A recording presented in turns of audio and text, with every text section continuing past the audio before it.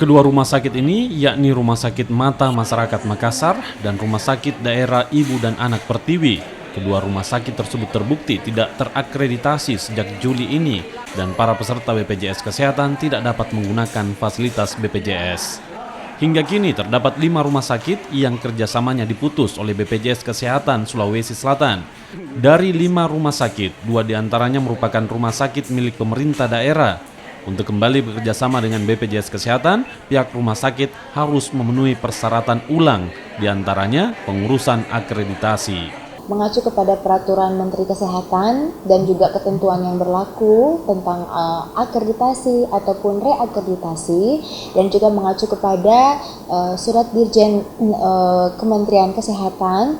Tentunya di tahun ini ada sampai dengan bulan Juli 2019 ini ada 5 rumah sakit yang sudah kami putuskan hubungan kerjasamanya karena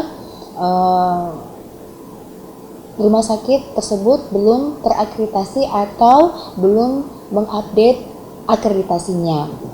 Nah, jadi